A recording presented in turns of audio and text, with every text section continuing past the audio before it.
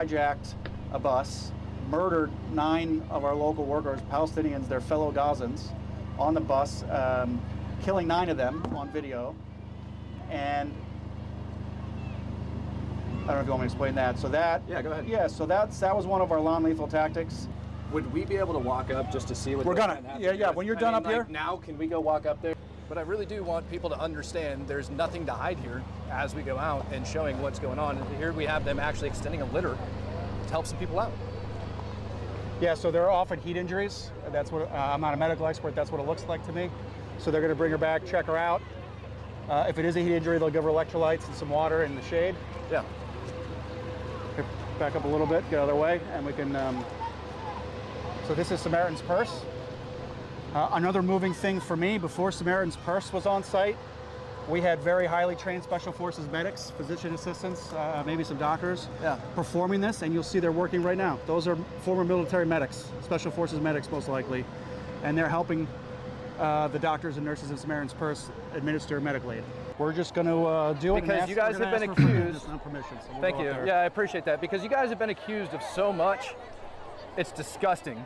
Yeah, I mean, look at this. There's thousands and thousands of women just sitting here well, waiting to get aid. And here's the common sense. None of these people would be here right now doing this, lining up if you guys were shooting them on a daily basis.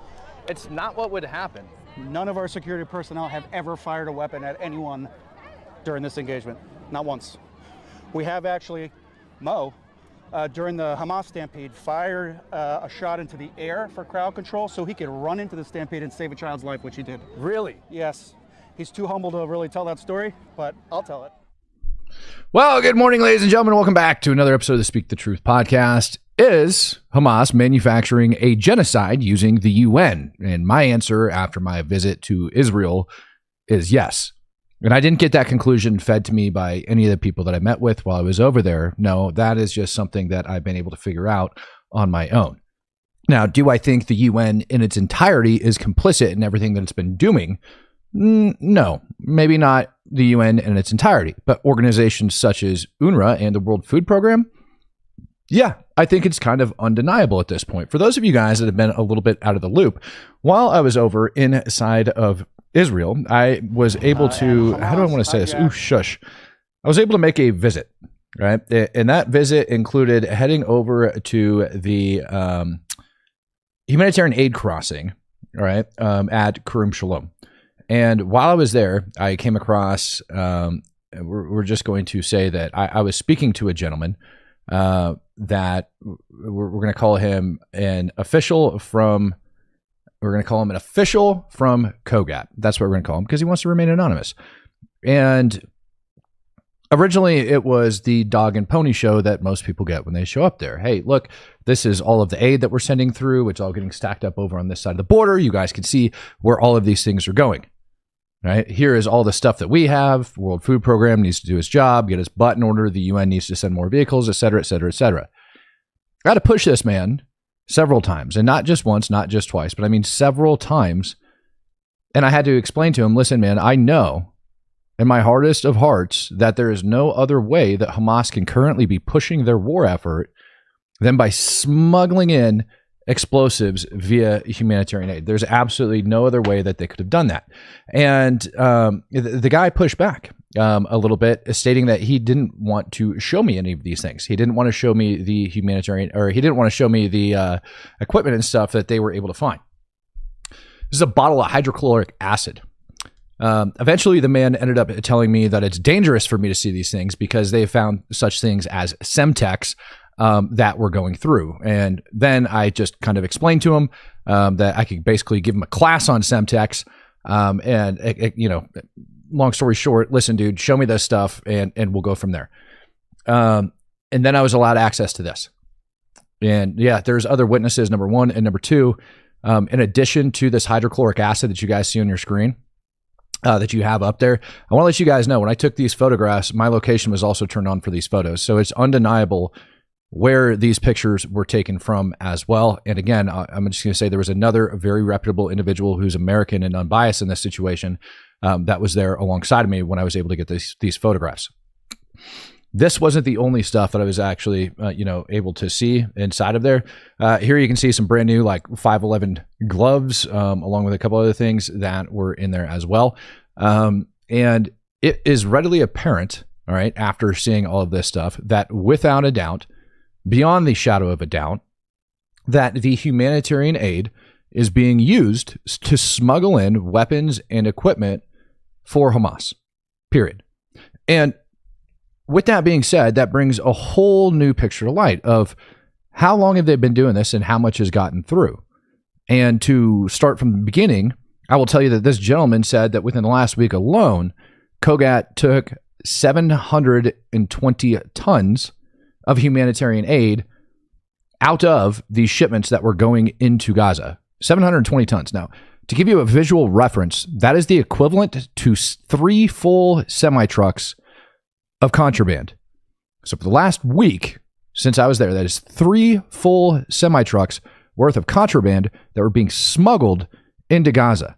Now, obviously, that's not all on one semi-truck and they're just grabbing one and going off. No, they're hidden amongst different pallets in different ways, and they're smuggling them in several different ways. Some of this included drugs. Some of it included things like tobacco. And when you ask why would they smuggle in tobacco, of all things? Well, they sell that at inflated prices, and then they use that to pay the fighters, the dead families, like all of that stuff is what they use that money for, in addition to buying things such as hydrochloric acid in order to get that stuff shipped into Gaza. So, it's not cheap to be able to convince people that they need to, smuggle things in for them, right? Like it takes an entire network in order to make all of that happen. So to me, it's now readily apparent that that stuff is going through. And I find that extremely valid because, one, that gentleman had absolutely no idea I'd be asking those questions. I don't think anybody that's gone over there and visited that Kogat site has actually asked that question and been so forceful in order to get in there. Because again, that gentleman didn't want to do it.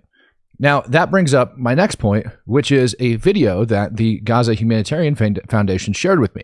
I do remember hearing a report last month, I believe, about an IED that was placed outside of a GHF location that was detonated and without incident. Well, they showed me a graphic of it, and then I asked them after they showed me the graphic if I would be able to get the video. They said yes. Here's a video. What you're about to see is a video of a controlled detonation outside of SDS2, or it stands for Secure Distribution Site, so SDS2 over inside of Gaza on August 3rd, 2025.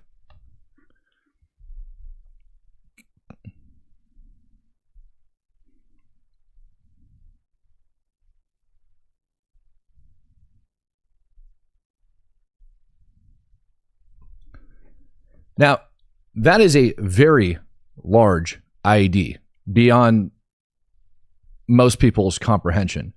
And what I'm going to do is I'm going to show you a video that's coming up here. If you guys didn't know, I just released the video. It's a complete 1 hour long video of the distribution efforts that GHF did. I spent over an hour at SDS3 over inside of Gaza, and I filmed from the beginning of distribution for an hour straight until my equipment ended up overheating, and then we ended up having to leave anyways because of the security convoy. It was time for them to move out, so I had to rotate out with the convoy when it came that time. But so I wasn't able to get any more filming done. I wasn't able to cool off equipment quick enough. But I want you guys to see the amount of people that actually show up to these distribution sites that are in there. Now, when this place first opened up, all right, this gate at the back of the street, for those of you who haven't seen this full video, I posted it early this morning so that you guys have access to this. I made a members only video. When this gate opens up, and when I mean 10,000 people came flooding down the street in order to get into this place, I mean 10,000 people came flooding down the street in order to get into this place. Now, I want you to picture that IED going off with that amount of people. Just look at the crowd on the horizon over here in the background, right over here behind this fence. That crowd right back there. You guys can see it. It's just wall-to-wall people, right? All the way back there. This is the women's only portion where the women have organized themselves and sit down and they're waiting to get their aid. They have to have women's only times because they basically the males are not allowing them to get the stuff. And so they had to set up women's only distribution times to ensure that the women were getting fed. So why would Hamas put that IED there in the middle of the road by the SDS? Well, they need to be able to push the narrative that was flowing at the time. If we go back and we take a look at the time frame on that video, let's go back and let's look at that. because it's extremely important to understand. This detonation occurred on August 3rd. August 3rd is when this detonation occurred. That's when they put that on the ground. To put that in time frame, that is the same time that Al Jazeera ended up interviewing Hamas's stepmother with Anthony Aguilar over on TikTok through the Taz Nemo account and pretending, all right, like the Amir kid had been killed all the way back on May 28th. And if you remember, they were pushing the line. They were pushing the line that these are death traps and that the IDF is luring in Palestinians in order to kill them. This here would have supported that narrative. They would have blamed this on the IDF and claimed that the IDF ended up bombing them. And how do we know that that's the way this goes down? Well, quite simply, all right, we know this because of, how do I want to say, the PIJ spokesperson that ended up getting captured by the IDF, and he put himself on video. I'm going to play a little bit of portion of this. It's a 6-minute video, but I think it's very important to understand the narrative because all of this, what we're talking about, is going to build in how Hamas has been able to fund themselves throughout this entire war effort and why the UN, or at least UNRWA and probably the World Food Program, are complicit in this operation like this, likely complicit in these operations.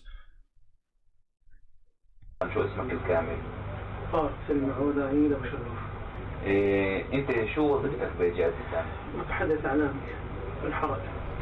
من امتى انت بهذا بعد الوظيفه؟ من 2021. 2021. So I forget, some of you guys like me to read these things out loud. So he says that he is the spokesperson for the Palestinian Islamic Jihad over inside of Gaza, and he's been doing it since 2021. And that's very, very important. So they'll take the children and make them look dirty and say, keep going. I hate some of these. And then see them playing on their phone. Come on, where's the port? This right here.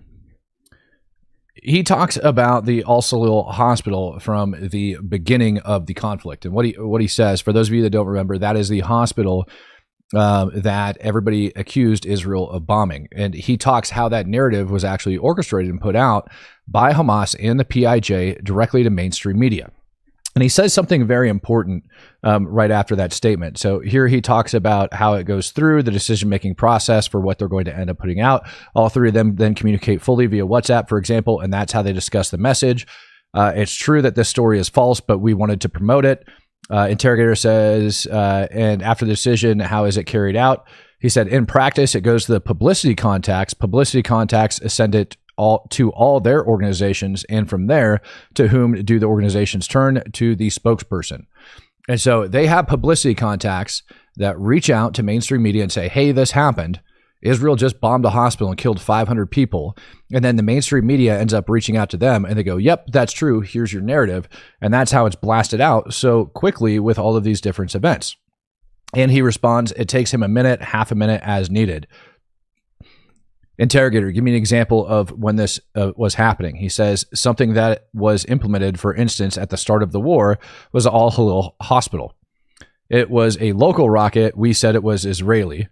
The Islamic Jihad launched the rocket and it exploded. I remember it from the beginning of the war. Yes, in order to erase this story, the organization made several moves. It fabricated the story that the rocket belonged to the occupation and that the target was the building, i.e. the hospital.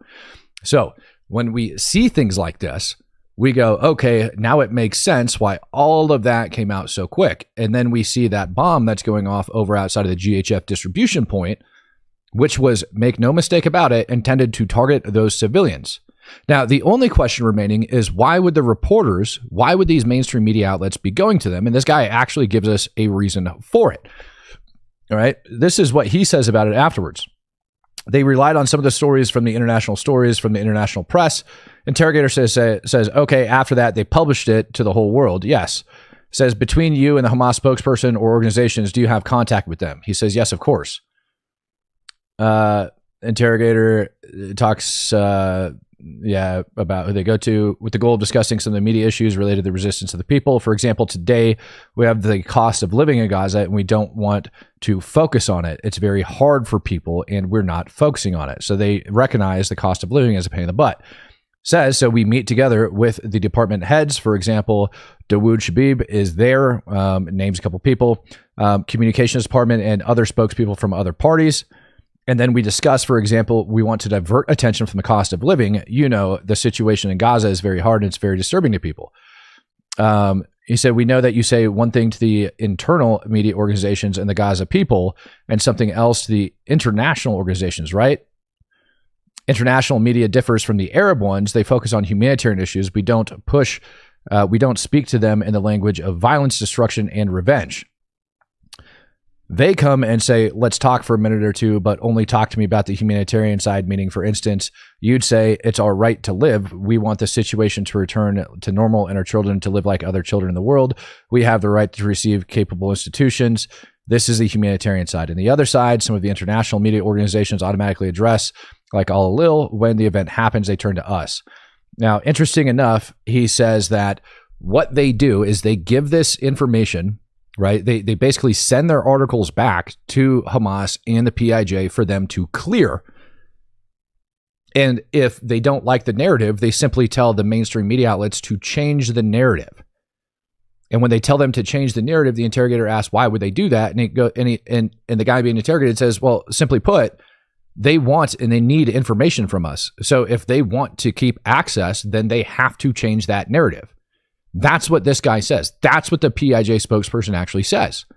That they change the narrative because they want continued access to the information so they can continue to push the stories ahead of the other mainstream media outlets. It's quite that simple. Now, why, oh, why? Gotta love it. I went to Einstein Brothers this morning for breakfast because I need to go grocery shopping. Why, oh, why, then, would we have this massive humanitarian crisis? Netanyahu has came out stating that over 1 ton worth of humanitarian aid for Palestinian has been delivered inside of Gaza since the start of this conflict. That's a buttload of humanitarian aid per Palestinian, right? And we kind of get a little bit of answer as to why that is, like where that comes from. Obviously, most of you guys are aware that Hamas has been inside UNRWA. For example, down inside of Rafah last year, we ended up seeing numerous airstrikes take place against UN vehicles. And that, again, gets reported across mainstream media outlets. After that ended up getting reported, the Israeli Defense Force actually came out with these videos right here that I'm about to put up on your screen. In this video in particular, you end up seeing UN workers side by side with Hamas and Hamas loading into these UN vehicles near an UNRWA distribution point outside of Rafah. Let's give this video a little bit of a watch. And this is important because, one, I believe over 130 members of UNRWA were identified by UN Watch. 130 members of UNRWA were identified by UN Watch as being card-carrying members of Hamas. So that's just what they were able to figure out and identify. That doesn't mean all of them, right? There you see the UN building. You see the armed militants coming out of it. Obviously, they all don't wear uniforms. That's just not what they do over inside Gaza when they're over there fighting. But they were using the vehicles and the locations in order to launch these attacks. This is, Hamas people basically ushering people out because right about this time, there was a lot of talk that was going on about Hamas using the UNRWA locations and being embedded with UNRWA. And I'm trying to think, was it April of this last year? April or May of this last year when we ended up, when Israel ended up closing down all of these humanitarian aid organizations, such as UNRWA, because they were in bed with Hamas. All of a sudden, all of their warehouses started to get raided. The Palestinians rose up, they got pissed off, and they started raiding all the UNRWA warehouses. There's a video down inside of Rafah. Give me just a second. That I want to show you guys, because all of this now starts to become readily apparent.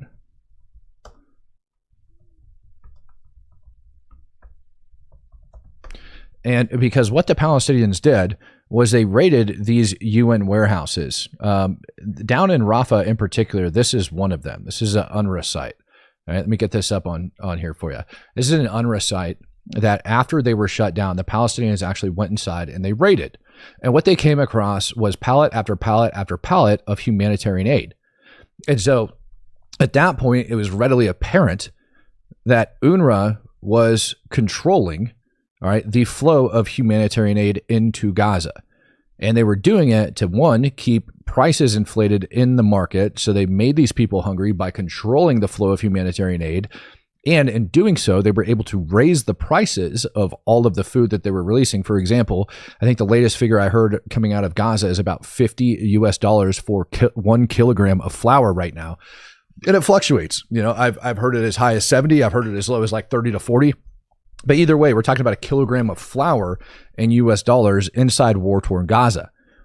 All right. So what you end up seeing is when UNRWA gets shut down, the guards being overran and stuff like this taking place.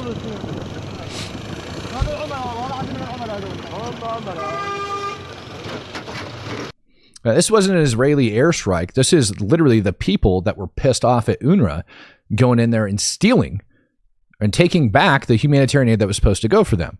Now, something very interesting I ended up learning when I was over at the GHF site is that people have came out and they are stating that when GHF started distributing humanitarian aid, that is the first time since the war inside Gaza began that they were actually able to receive free humanitarian aid. That's a pretty big statement because, you know, I can't even count the amount of freaking tax dollars that have gone in there. But that within itself makes it very clear why we ended up seeing the whole places get overran on day one when GHF ended up opening up their sites.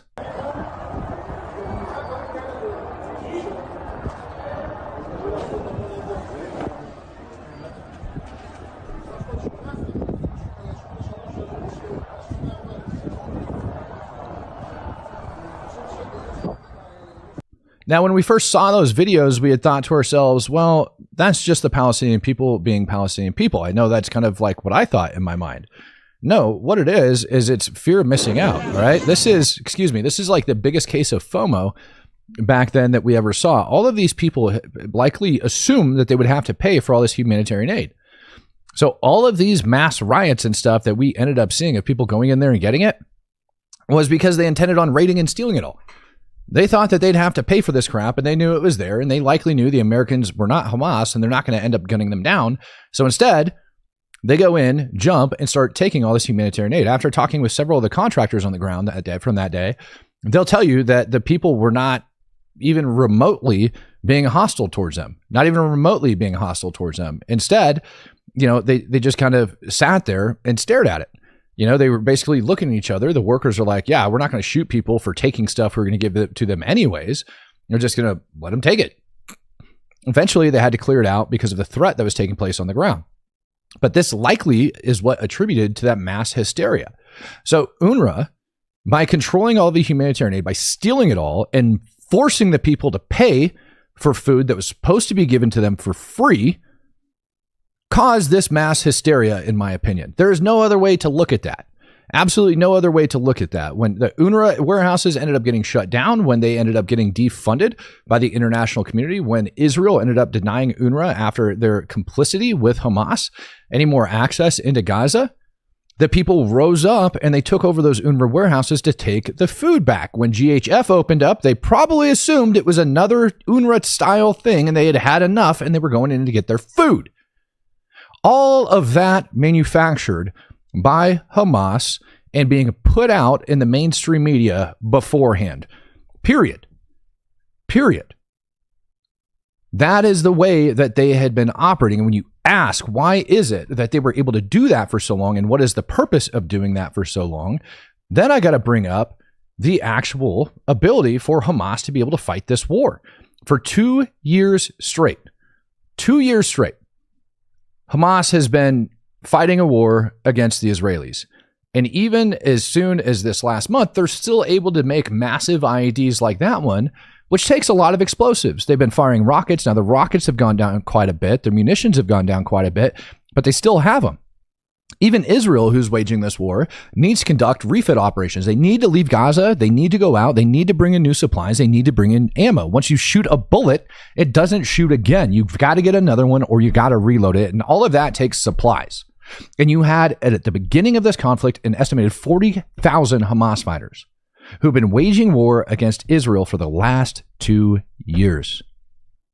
The last 2 years. So how is it they've been able to get all of these, all of this weapons, ammo, and equipment? And that goes right back to this photo here, which is through the humanitarian aid. You see, by UNRWA and Hamas controlling the flow of humanitarian aid into Gaza, not releasing it to the people, it allowed them to do two things. It allowed them to, one, push a narrative through the media that the people inside Gaza are starving and therefore pushing a massive genocide, saying that they are starving to death, there is mass famine taking place, and all of this is Israel's fault because they're holding up, these things at the border, they're striking UN vehicles, they're doing all of this because they want to kill Palestinian people. They were able to control that narrative through the mainstream media. And by having that, it creates this international outrage, which then pushes more humanitarian aid into Gaza. So what they were able to do was they were able to manufacture a famine inside Gaza in order to keep the flow of their freaking equipment alive. That, ladies and gentlemen, is why when we see, oh man, I can't, it couldn't have been that long ago that I put something out on this. That is why when we see all of these humanitarian aid trucks being overran by Hamas, it makes perfect sense. I've saw some brand new videos of them doing this stuff up from overhead in just the recent weeks. Last month, I got told that only 2 of the World Food Program's trucks actually made it to their final destination. That's how many of these freaking humanitarian aid trucks are being looted over there. It's absolute insanity. And then, for some reason, we end up seeing fat people like this that exist over inside of Gaza. Well, now it's very, very clear. Why does this guy have so much access to food? Likely because he ends up working for Hamas. With 99% of the World Food Program's trucks being looted, you got to ask, how did they get access to that much humanitarian aid? And the only logical explanation based on all of that information is that this fat guy eating candy over here likely works for Hamas. There's no other way about it. So Hamas is systematically starving the Palestinian people in order to push a narrative that it's the Israelis that are doing it. If Israel does anything to stop, they can push it out through the media. In doing so, it creates more humanitarian aid trucks that end up getting pushed and shoved into Gaza, which then the Hamas militants end up raiding. Those terrorists end up raiding and taking, and then they're able to fuel the war effort. Now, this is where it gets very, very interesting, because out of all of the different meetings that I had went to over inside of Israel, I'll tell you, I had the pleasure of meeting with Brigadier General Benny Gall, the First Lady, the President, the Deputy Foreign Minister, and several other members of the Israeli government while I was there. And most of them had the exact same question. And that question was, why the heck did Sinoir decide to launch the attack on October 7th? There's no way he could have reasonably believed that Hamas could have defeated the Israeli Defense Force. Of course they believe in jihad. Of course they believe in all of these other things. Of course they do. But why would he do that? Why would he launch this uncoordinated attack? Why would he do all of that? Which brings me to my third line of effort. Line of effort number 1 is controlling the media, which they were very good at accomplishing. Line of effort number 2 is controlling the flow of humanitarian aid to be able to push the starvation narrative and to be able to ensure the constant flow of weapons and equipment into Gaza by taking the humanitarian aid. Line of effort number 3, ladies and gentlemen, is probably more disgusting than you could think. And that is the complete and total destruction of Gaza. And I say that for very good reason. The complete and total destruction of Gaza. Sinoir was not an idiot. Neither was Adolf Hitler. They're both crazy, but they're not stupid. And this next portion is Matt's sole opinion. I believe that Sinoir wanted to martyr every single person inside of Gaza. It's not like Hamas didn't have hostages prior to October 7th. It's not like Hamas didn't have bodies prior to that. It's not like they hadn't launched minor terror attacks, but none of those things were successful in getting Israel to full-on invade Gaza. Instead, they launched an attack so horrendous that it forced Israel's hand to actually go into Gaza and actually continue to fight until they got all of their hostages back. Currently, we believe that there's about 20 alive inside of Gaza. Lord only knows, to be perfectly honest with you. That gives Israel a consistent reason to continue to go in there. Go in until you get them back. Now, I was lucky enough to see an older, partially declassified intelligence map of a portion of Gaza. I'll put it there. And it showed the target density inside of Gaza in one particular location. This is just one location out of all of Gaza. Now, I also had a meeting with the Israeli Defense Public Affairs Office with a lot of complaints coming from my side, believe me, and asking for even more information. And part of that brief with the Israeli Defense Public Affairs Office, I also had a meeting with a legal team. All right. So they have a legal person that's actually reviewing all of their different strike packets. So before they go up, they obviously have strike packets that they end up building, and they have, like, honestly, more steps in place than the United States government has. They actually have not somebody that's embedded and a member of the unit to be going over these different target packets, but they actually have an outside attorney that has absolutely nothing to do with the unit, that doesn't answer the unit, that basically gets a say on whether or not the unit can or cannot conduct a strike. All right. It's kind of nice in their opinion because it takes the onus off of the unit commander and it puts it solely in the hands of this separate legal defense position.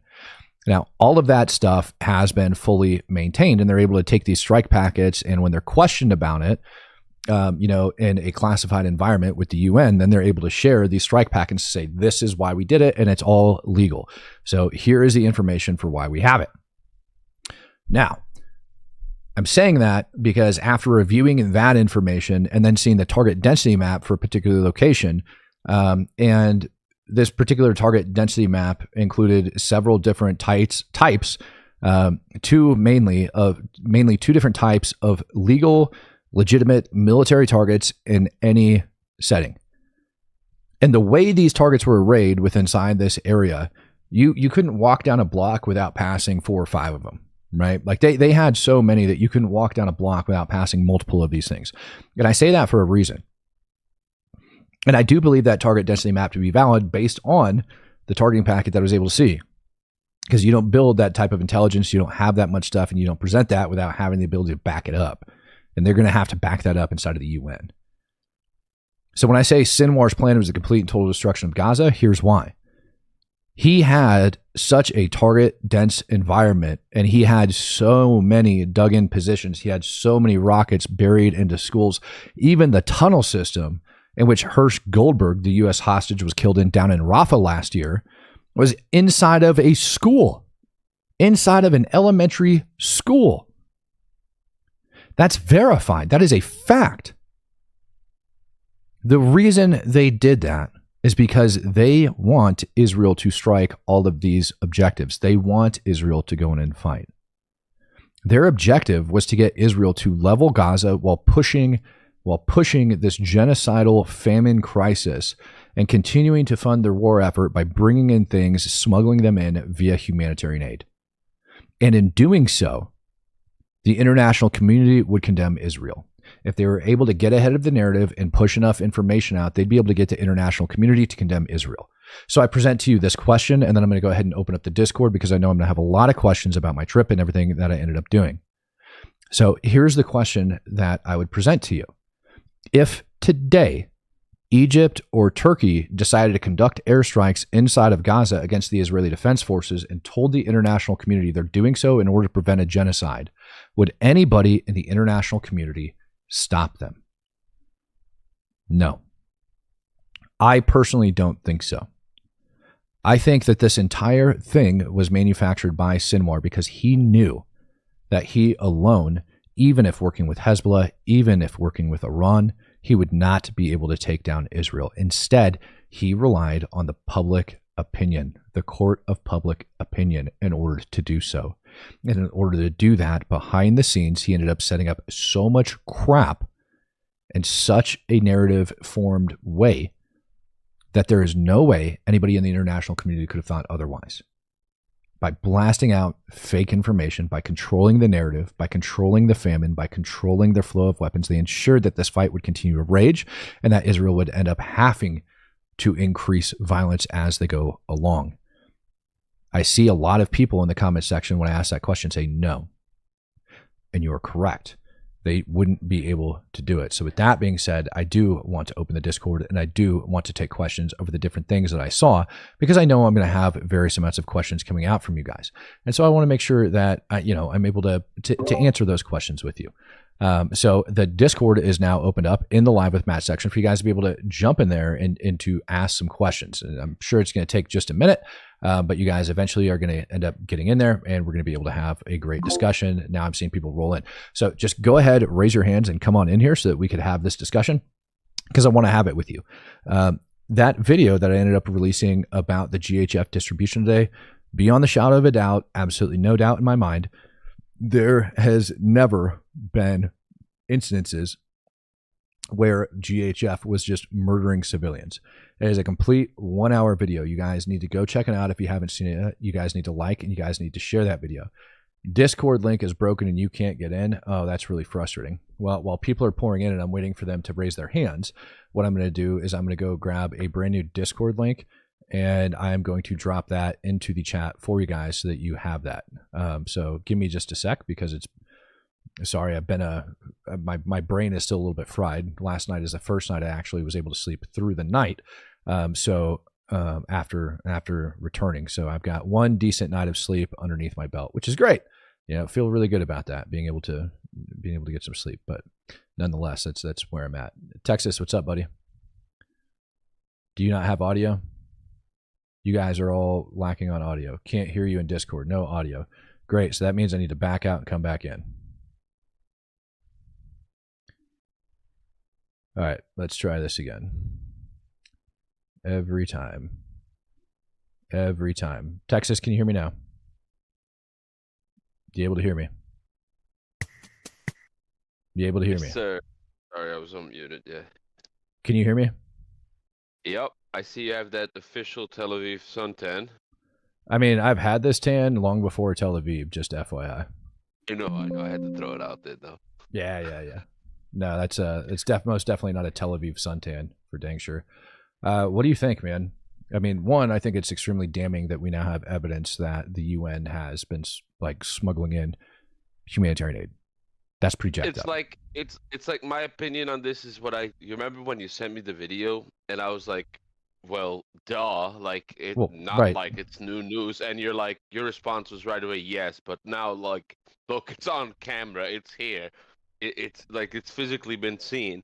And yeah, I guess my response is still the same. It's like, did we know about this? Yes. Did we talk about this? Yes. Now that we have the evidence, is there going to be a change in what's happening on that end? I don't see it. I see the UN being so deeply rotten that the only way you fix it is if you start from scratch. Well, I hope so, because and I'm putting in a new Discord link for true supporters, so you guys can get in there. It's going to be posted up over on YouTube, just FYI. So you guys can go to the post section over on YouTube, and you're going to be able to see the link to get into Discord. So you guys are welcome to jump in there. I was asked by somebody that I met while in transit, believe it or not, to speak at the European Parliament in the near future. Now, if I'm able to do that, yeah. Now, if I'm able to do that and I take all of this evidence to the Parliament and I'm able to actually present it to them, that's a big deal. You know who you should meet with? The son of Hamas, the guy who spoke in Parliament. Yeah. The guy who speaks on podcasts. Imagine he's speaking with you in the videos. Like, what are they gonna say? It's AI generated. Like what? Like what are they gonna? Yeah. Well, I mean, like he's able to speak to like the evil of Hamas. I'm able to speak to physical evidence that we've been able to obtain of what's actually taking place and what's actually going on, which I think is the much bigger deal and the much bigger story. And that to me is huge to be able to have that. Let's see some of these other people. Quiet, though. People are saying quiet. So I'll just go ahead and bump up my gain ever so slightly so that you guys are able to hear me a little bit better. I'm doing my best. All right. First day being back, ladies and gentlemen. 0 sleep this entire time. Hopefully you guys are able to hear me a heck of a lot better. I'll tell you, man, probably the other big thing that I was able to get while I was in there, which I wish I didn't have to blur faces of it, was the children over inside of Gaza not being malnourished. They're in need of clothing for dang sure.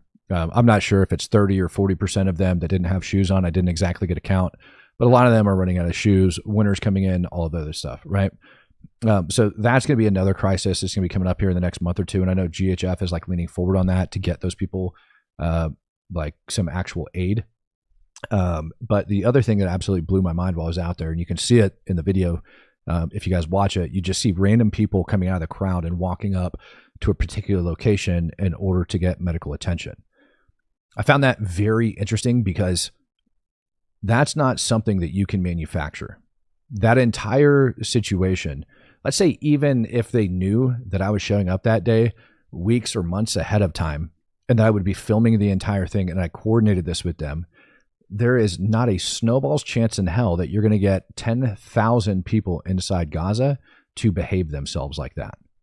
There's no way. There's simply no way. To organize themselves, to know to go up to those particular points, to know that medics are going to be there, to treat them, for the women to come in, sit the way that they sit, for the men to act the way that they acted, for the kids to act the way that they acted. It's absolutely impossible for them to do that. There's just no way.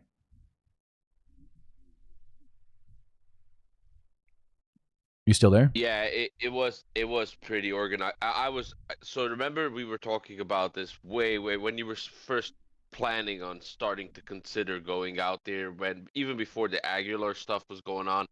I was talking to you and I was like, based on the footage, that the little bit of footage that there was out there, I mean, it didn't look very organized, or at least the footage made it seem like it isn't very organized. But when you have an hours long of none edited, none cut from here to there, just standing around watching what's happening from opening to actually taking boxes to literally like stripping down the pallets for firewood or whatever they're using it for. It does show a complete different perspective.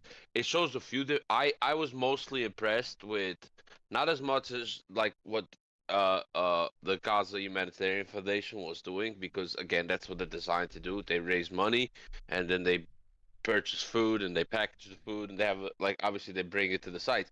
It was more the security. I was very impressed with that, and I was also very impressed how like it was organized. It wasn't where the medical station was next to where it's comfortable for you, but it can be a disaster if you need to pull somebody away from the crowd, where the entrance wasn't too narrow so it creates this crazy, like, it was very well organized. If somebody was to ask me to do like to design a plan for a site like this, for a distribution site like this, sure, I couldn't have done that of a job. Like, I tell you that, you need a lot more experience. It was very coordinated, calm. Like, I thought it was gonna be crazy. I thought that's what I finally thought. see all these videos, these little clips that you see on the internet from before you had this. Right. You see these like people just stomping and grabbing and running, and it's like you see chaos. You see utter chaos. Yeah, and I was like watching the video and I was expecting something to pop off.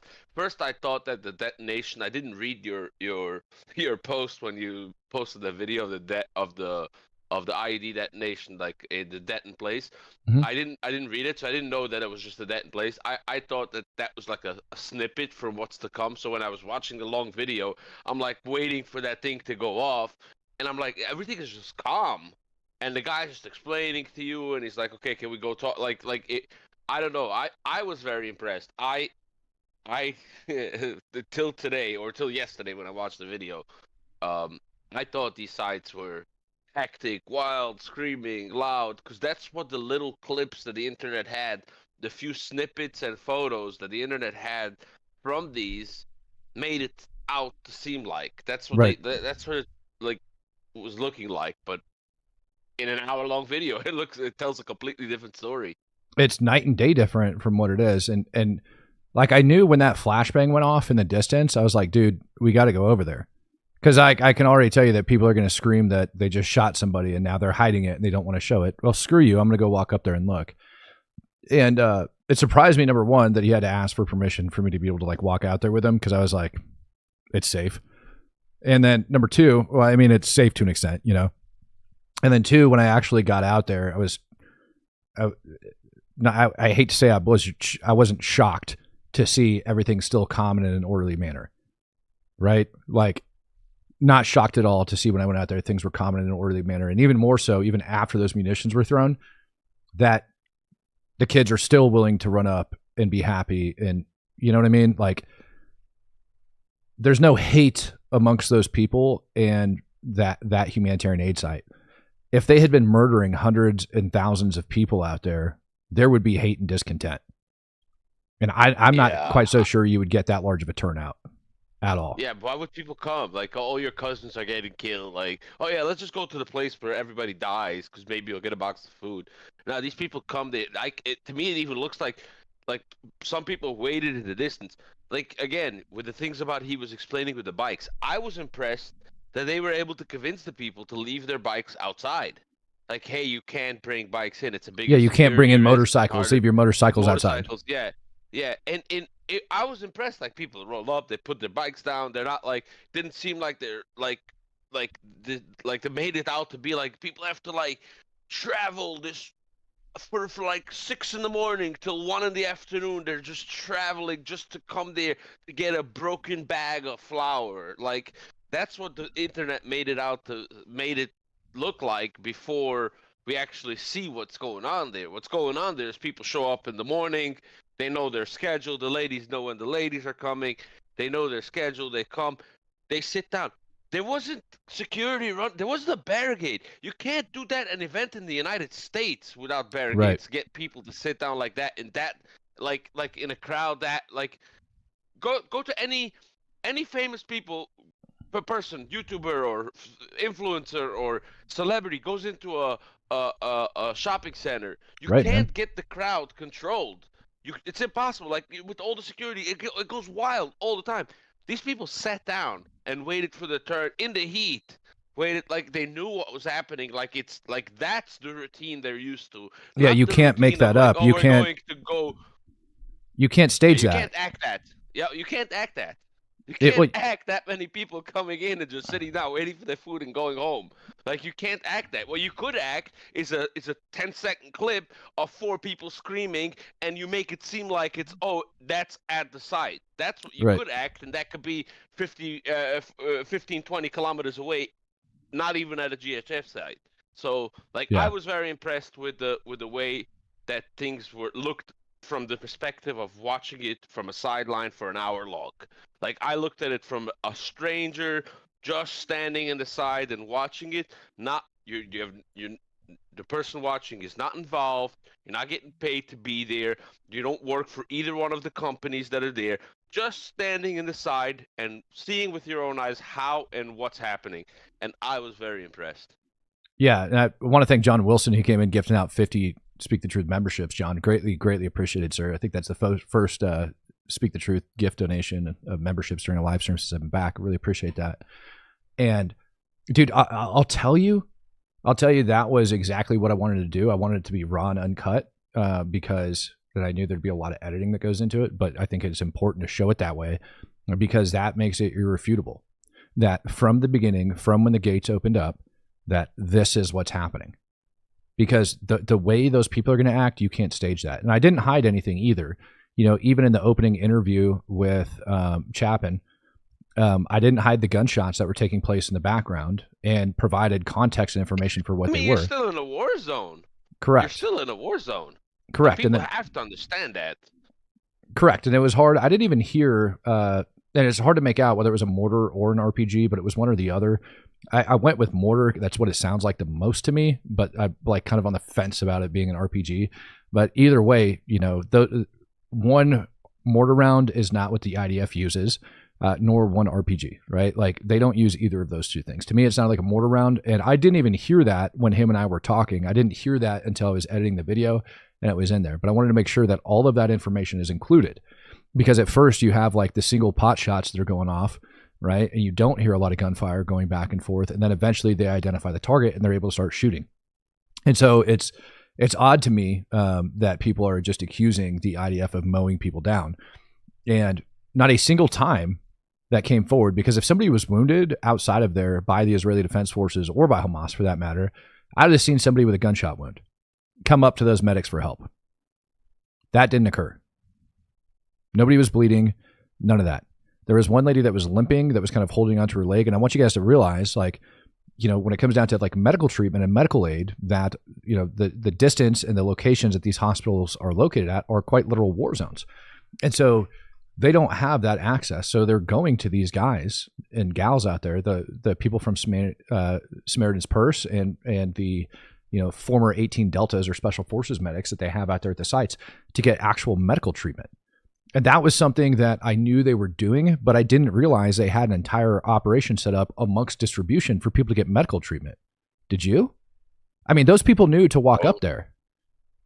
Yeah, like I saw they had an actual like portable, like they had an aid station set up. While people came to get food or whatever, they were like, okay, like, hey, my kid got cut here. I have this thing. I need my weekly medication. I saw it. It's a regular aid, like an actual aid station where they provided medical treatment, not to just people who got hurt on site. People walked up to ask for medical treatment. It was very organized. I was impressed. I mean, we could talk here, but I was on the phone with you before you went. We were talking about the situation, and like, if you can tell me if I'm right or wrong, but when I was talking to you, I always was on the side of, yeah, it's probably like you know, wild west out there, the way it looks on the internet, and you always said I gotta go see for myself, and the video tells a different story. It tells a completely different story. Yeah, I mean, even from the vast amount of research that I'd done prior to going out there, I was shocked at what I saw on how everything was organized and went down, and like that transformation that ended up taking place, and then discovering, I mean, knowing how the aid distribution, finding out that nobody had received 1 ounce of free humanitarian aid prior to those guys opening up, then makes perfect sense to the chaos that we saw on day one when they opened up. And so even then, I take that, and now I can attribute that to Hamas, and I could attribute it to UNRWA for why that chaos ended up taking place those first couple days, and why it was nonviolent, and why the people are just going out there feeling like they had to steal the stuff in order to get out. And now that it's become a routine for them, they no longer feel like they have to go and steal this humanitarian aid, that they can actually go out and get it and rely upon it. I remember seeing one guy take like 3 or 4 boxes. You know what I mean? Like, that's not something that just... Yeah, you didn't have that by any of the others. I think when people ask, you know, about the UN, I think the UN like really effed up, because their plan was, like, obviously the UN is stupidly funded from all over the world to do these humanitarian stuff. Like, we know stupid money goes into it. Way more money than you need to actually do the humanitarian stuff.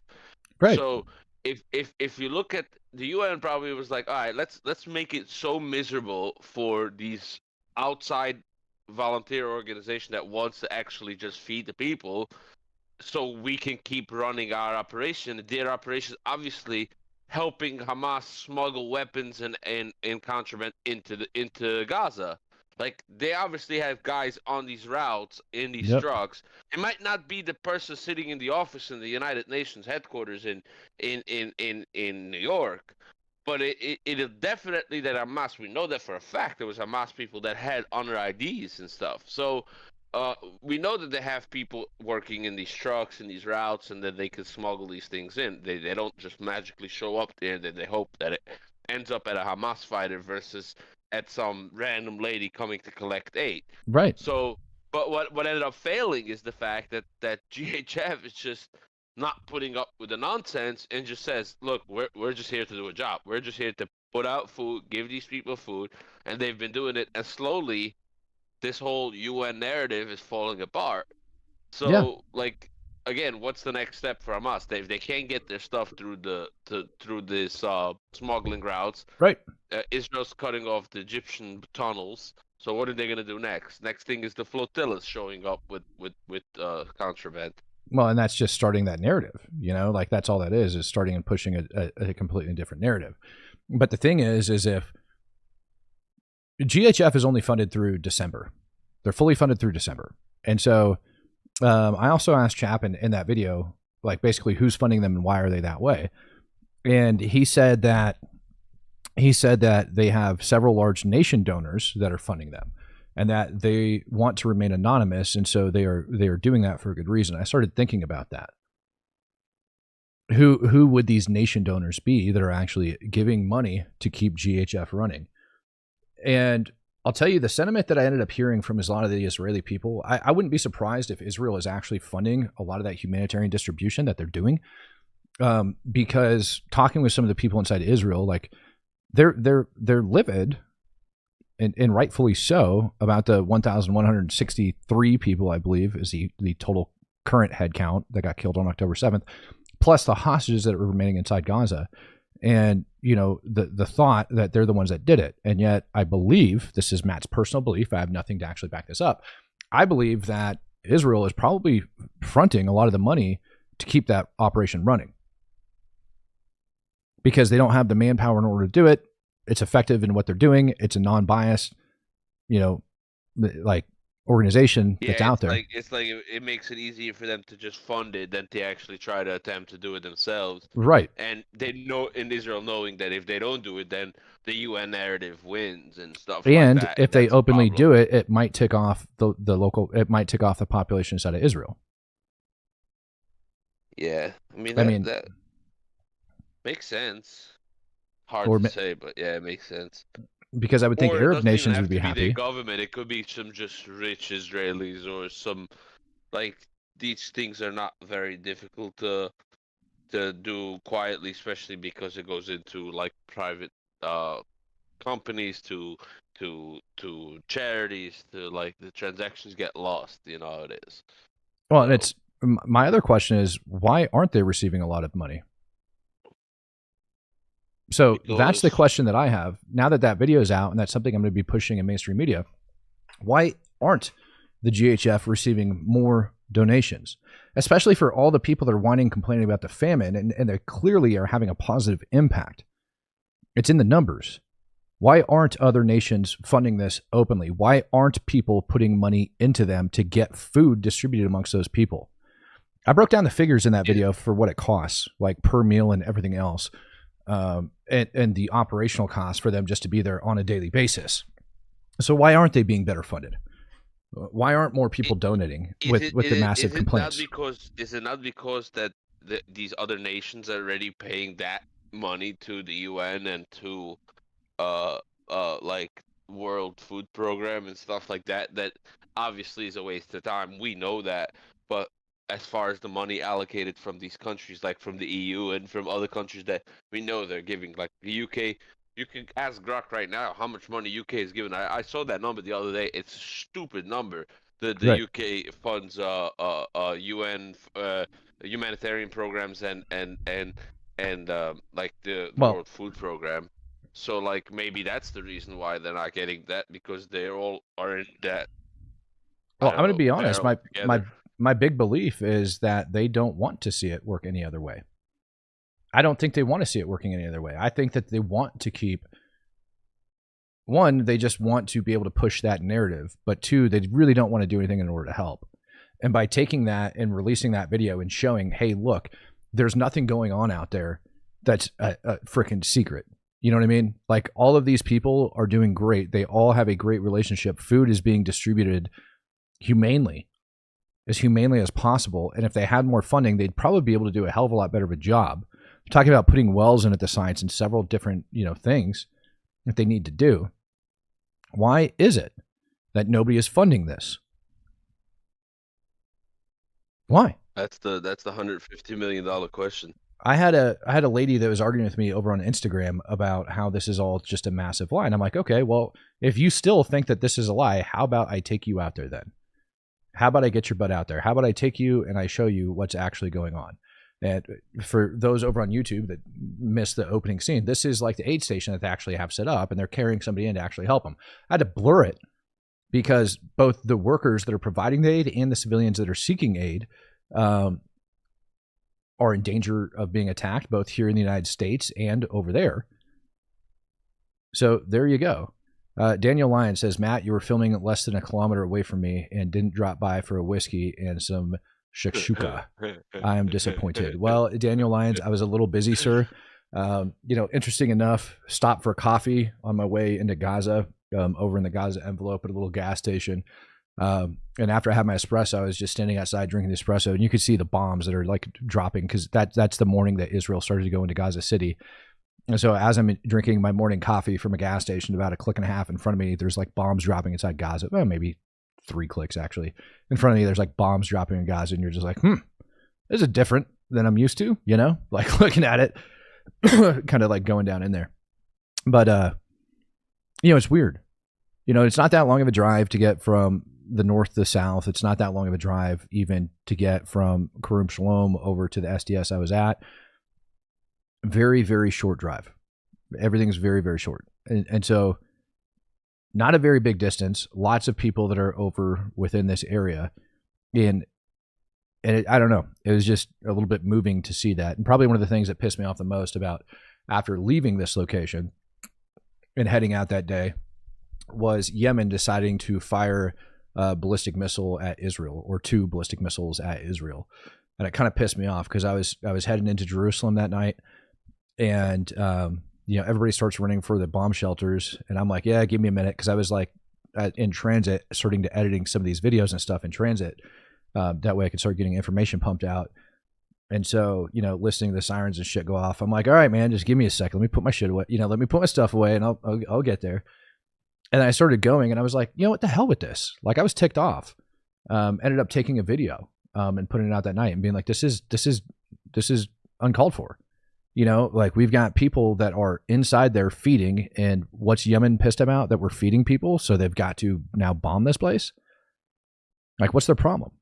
What's so evil about this that you need to send ballistic missiles over? Yeah. Well, now you had a real experience of what anybody in Israel or in Ukraine has when the sirens go off. And it's like, you can see it 2-3 years in that conflict or this conflict. Even people still go to the shelters and to the stuff. Most people are just tired. They just like whatever. Like, if it's gonna land right here. There was people like me. There was people like me on this street. There was people like me that were like, I'm not going in. Like, screw that. And I sat there with like my camera out, like filming and stuff. And there was people that like got over behind me. There was a small handful of people that were like, yeah, hell with it. But it's frustrating, man. Yep. Like, that actually reminded me of being back on like a base in Iraq or Afghanistan, where you've got like the incoming alarms going off and all of that. And people, it's great. It says incoming on base. No. Yeah, it does. It would be like incoming. Whoop, whoop, whoop. I forget like how the thing went, but yeah, over there it's a different alarm. But still, it's the same. It's the same concept, and it's just like, 1, I'm used to it. Whatever. 2, it's frustrating. Absolutely frustrating. Yep. Daniel Lyon says, yes, bombs and all that, but was the espresso good? The espresso was good, actually. Like, believe it or not, the espresso was good, man.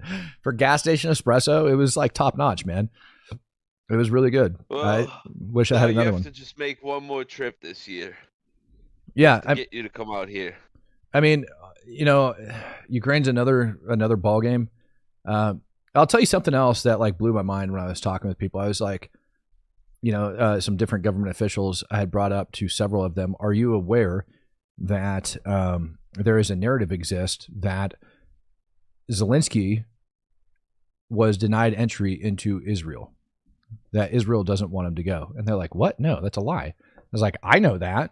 You know that. You know who doesn't know that? Anybody else in the world. And that narrative is being used to divide the left and the right over in the United States. Israel is a Republican issue, and Ukraine, for some reason, has turned into a Democrat issue. Why don't we have Zelensky coming to Israel yet, going to the Wailing Wall? And further, and this was a conversation that I ended up having with several people in the military that had been into southern Lebanon. Remember how we were talking about the Russian munitions being found over inside of southern Lebanon? Yeah. You remember that? And how it was very apparent to us that Russia had taken part in that.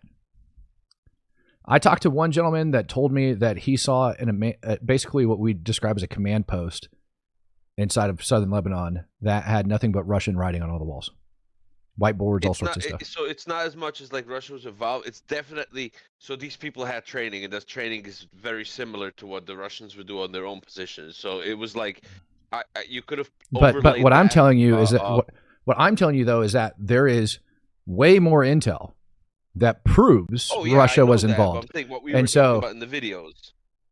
Yeah, and so what I look forward to in the future, and hopefully, you know, these people have taken my advice on this, is that we end up getting Zelensky out there and then members of the Ukrainian military to analyze some of the intelligence that the IDF has and determine whether or not Russia took part in that. Because in my opinion, what you're now going to end up doing is you're going to have the left in America who condemns Israel, right? And who has been holding up Zelensky in Ukraine as this like untouchable God, essentially, right?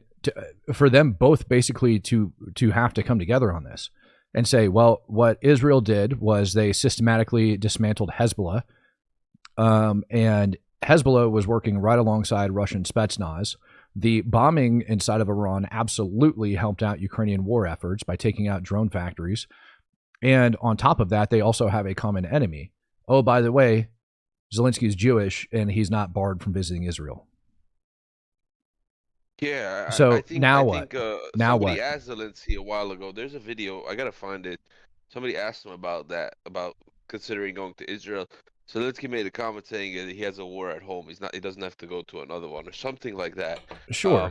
But it's like, it's not like, it wasn't really like what I get what your connection you're making, and I think that people should look into I mean, we said that people should look into that connection when they first rolled into Lebanon. Right. Like we knew that even with Hamas. Where do you think Hamas's AKs come from? Exactly. They didn't come from Slovenia. They didn't come from Moldova. They didn't come from Ukraine. They came from Iran, who purchases from Russia, and then it ends up there through whichever proxies. You can go in circles and sell it through 15 other people, but in the end of the day, it comes back to one person or one place. Right. And that's a fact. Like if it's the rockets, the RPGs, the grenades, the guns, the rifles, the ammunition, everything, even the kit. Like you can see most of the kit. Like you can see Russian actual, like these flak jackets, like these Russian flak jackets. You can see these guys running around with.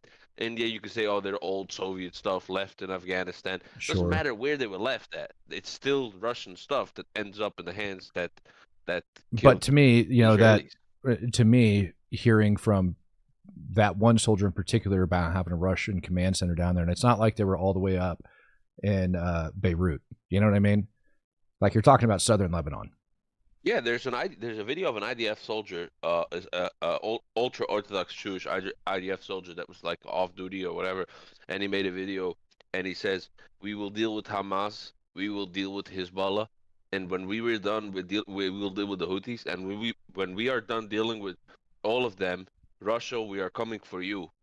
You are the snake behind this." And there's a video like people were like, "Oh, what are you saying about Russia?" I have to find it, but he's like a video of Wow. an ultra Orthodox Jewish guy screaming on this. Yeah, and I mean he's probably Smart correct. people know. Well, smart and people again, know. without them releasing the intelligence, without them showing that information, that's just gonna, you know, buy into another narrative. So we need to see that narrative. Like we need to see the evidence to support that narrative. You know what I mean? Yeah, maybe, hopefully, and you know, we could just sit here and hope that you rattled a couple of nests that might actually, you know, see something come out of it. You know, even something minor. But between me and you and everybody listening, you know, you don't have to be a person with insane amount of powers and connections and knowing people to rattle a pit and make things happen. Right. We've seen it here multiple times in different subjects and different scenarios where we've seen smaller communities and smaller people with smaller voices on platforms rattle things that mainstream media couldn't do. We've Yeah. seen it time and time again. So And Dan, we could just sit here and hope that this will come out of it. Something similar will come out of this. yeah, That and video needs to be shared on every mainstream media's yeah, website. and Dan Lyons, that video Dan you Lyons posted. says that there's a 30% chance that the same IDF soldier is part of Russia. There is a lot of Russian Jews that currently live inside Israel are shocked at how much Russian I heard. There's a lot of Ukrainian also. There's a lot of Ukrainian. Israel took in over 20,000. I think it was a number was close to 20,000 Ukrainian refugees. Yep. When the war broke out.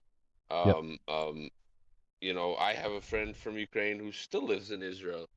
She went there with her grandmother, and they've been living there since the war started.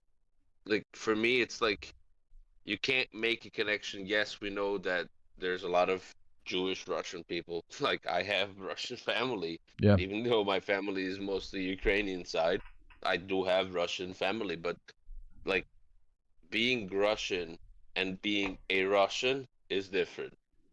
Yeah, I want to give Castle a chance to come up and I speak. gotta hop off because I gotta but I'm gonna message you after Please the do. stream. I wanted to discuss something with you, but cheers guys, thank you. Sorry I have to jump off a little early today, but I gotta go do something here. Okay, cheers, brother. Have a good one, Texas. What's up, brother? Hey, Matt. Oh, I just wanted to pop in and say hello. It's been a long time. I haven't seen you in, I don't even remember how long, maybe several months at least. Yeah, and I mean, I feel like I've been gone for forever, even though I know it hasn't been that long. But yeah, How you been? Oh, it's been a bit of a roller coaster in my life, man. But regardless of that, I wanted to just pop in and say I appreciate the work that you're doing and everything which is going on. Well, the fact that you went to Gaza itself genuinely takes a lot of balls to do that, and not many folk would even bother doing such a thing. And in fact, not many folk would even bother going to Israel. Yeah.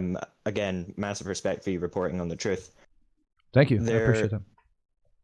There is something which I'm just curious about, and sorry if it's said in the 1 hour video because I haven't watched the whole thing yet, but what made you just, am I right in saying it's GHF? That's the name of the organization. What made you decide to go for them? Like, how did you do like extensive research into them before actually, well, going to see them? Well, I had the deal with the Aguilar incident because that's what started off as GHF being these murderous bastards. And through that investigation, I was able to discover that none of what he was saying was really true, but we still don't have actual video evidence of how the distros are actually going other than short clips here and there of what they're putting out, what other people are saying. There has been MSM outlets that were originally over there, but none of them covered it very well at all. And so what better way to see what's going on than just to quite literally show everybody what's going on? That's fair enough. That is completely fair enough. It does also make me want to question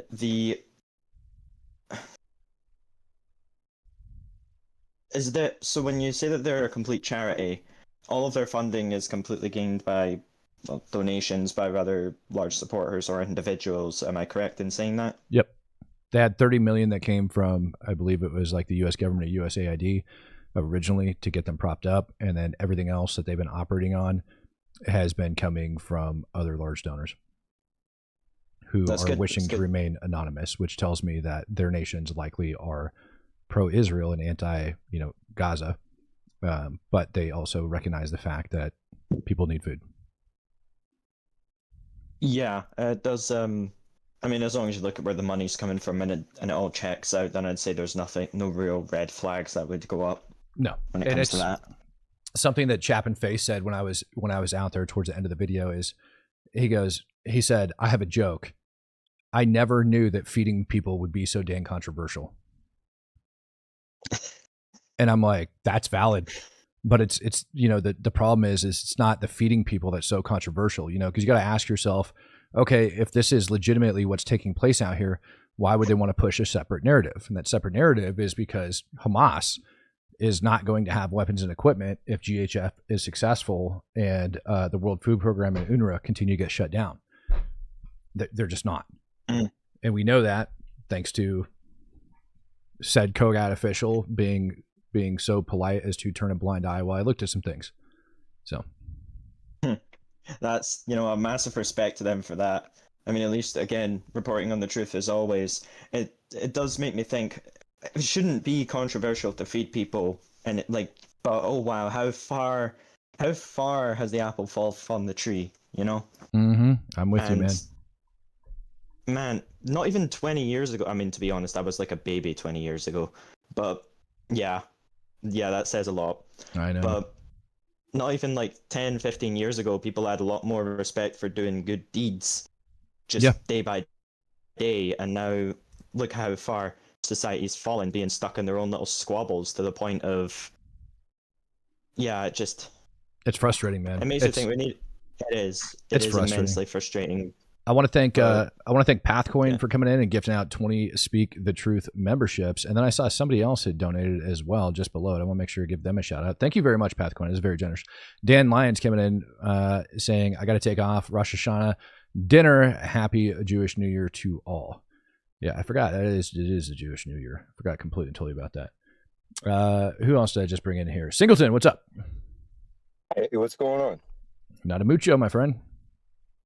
Hey, so I'm curious with your trip. Is there not any other world like hunger organization setting up shop throughout Gaza? It's just like one, maybe two private organizations other than UNRWA. So UNRWA is not allowed in Gaza anymore because of their affiliation with Hamas. The UN's World Food Program is distributing aid. They managed to get 2 trucks to their distribution point this month. Everything else was looted. And other than that, Samaritan's Purse is working alongside GHF, providing some meals and medical treatment. And this is all being approved through Israel, assumingly. Yep. That's insane. So, the other thing is, like, how far away is the distribution point from the actual, like, gate to get in Gaza? Like, is there like a long distance? Like, are these? It's not that long of a drive. I could measure it out.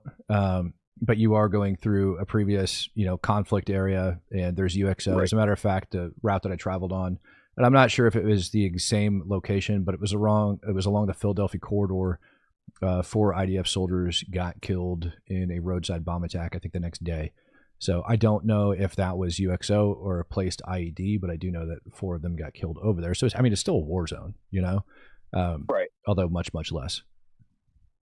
He's just being, in Kabul during the withdrawal, just seeing the amount of nations involved with just kind of like helping out and handing over to the Turks. It seems like we're lacking something. Like, you're lacking. What you're lacking is you have millions of people online that are condemning the humanitarian efforts that are taking place that are actually effective, and nobody actually trying to solve the problem. The only people over there that I saw attempting to solve the problem, and I was up and down the Gaza envelope for an entire day inside of Gaza, the only people trying to solve the problem, GHF. That's it. Yeah, man. And Humanitarian's Purse. So last thing, what's it like? What are the feeling like IDF soldiers like? What are their like feelings towards like BB right now? I'm not going to speak for them. I don't know. All right, I appreciate it. Of course. And then Lao Hustle. I don't even know how to hassle. Probably going to butcher that name until you come up. Lao Hustle. Bringing you in next if you want to grab that mic and come up on stage. What you got, friend? And that'll be my last one. I'm going to close it on out. Hey, Matt, can you hear me? Yes, sir. Okay, so got a quick question for you. I'm the guy you're kind of speaking with on X about what's going on here in the U.S., particularly Dearborn. Okay, yep. And my question to you is, why do you think the media is painting the GHF in such a negative light while also not covering what's going on here at home? Good question. Divisive politics. I think if they're able to take this story and they're able to push and they're able to say, listen, this is what's going on. The U.S. is so, ingrained within Israel. The U.S. is backing Israel to such a huge extent. and they're drawing up this whole thing on how the U.S. is just all up Israel's butt, and that Israel somehow controls the United States of America. It gives them something to complain about and take away from those efforts. A lot of the media, the bulk of the media, is being controlled by the left, and then we also know that a lot of the media is being manipulated by what's taking place inside there. And quite frankly, complaining about genocide is and that the U.S. is supporting a genocidal country is a much bigger headline than a corrupt police department inside of Dearborn, Michigan. That makes sense. Yeah, that was the only question I had for you. I just wanted your opinion on that whole thing, but I got to get back to work, man, and I appreciate your time. Of course. Take care. You too. Can I just put 2 cents in, by the way?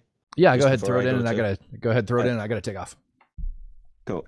It does make me wonder. Well, actually, I think we all know the answer to this as to why the left is always pushing that narrative of a victimized mindset of always looking for the most like horrible things to instead of what's actually true and what's right.